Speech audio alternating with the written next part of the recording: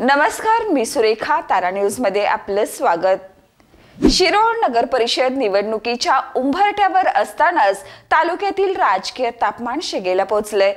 9 वर्षांनंतर आमदार डॉक्टर राजेंद्र पाटील यड्रावकर आणि आमदार अशोकराव माने यांच्यात पुन्हा एकदा थेट राजकीय टकराव रंगलाय. 2016 मध्ये यड्रावकर बंधूंनी माने गटाला नगराध्यक्ष पदावर पराभूत केलं होतं. आता दोन्ही गट पुन्हा एकत्रितपणे रणांगणात उतरलेत. यड्रावकरांनी श्वेता विश्वास काळे यांना नगराध्यक्ष पदासाठी उमेदवारी दिली असून ही माने गटासाठी मोठी राजकीय आव्हान मानली जात आहे.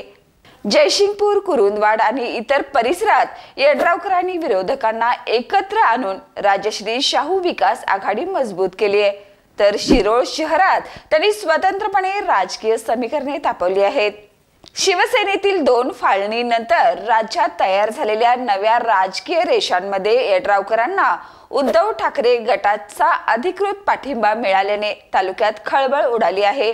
या पाठिंब्यानंतर महायुती आणि शाहू आघाडीकडे आकडेमोडीची ताकद दुपटीने वाढल्याचे संकेत मिळाले आहेत.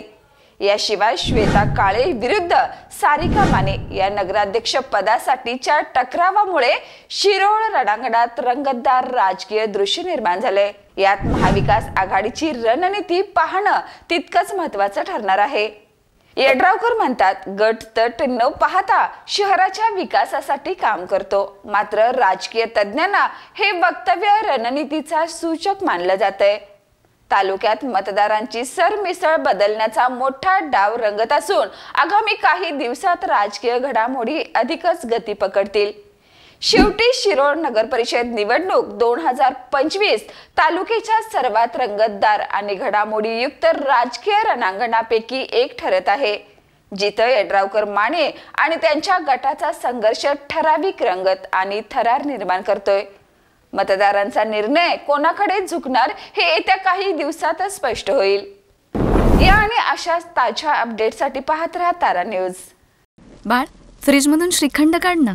आम्ही पूर्वी घरीच बनवायचो श्रीखंड, त्याची चवच वेगळी होती. आता काय सगळं रेडीमेड. आजी, हे श्रीखंड खाऊन बघ. आज तुझ्या आईनं घरीच बनवलं की काय? हे आहे गोकुळचं श्रीखंड. अगदी जिभेवर रेंगाळणार. जिभेवरच नाही तर मनावरही रेंगाळणार. गोकुळ श्रीखंड, मनावर रेंगाळणार.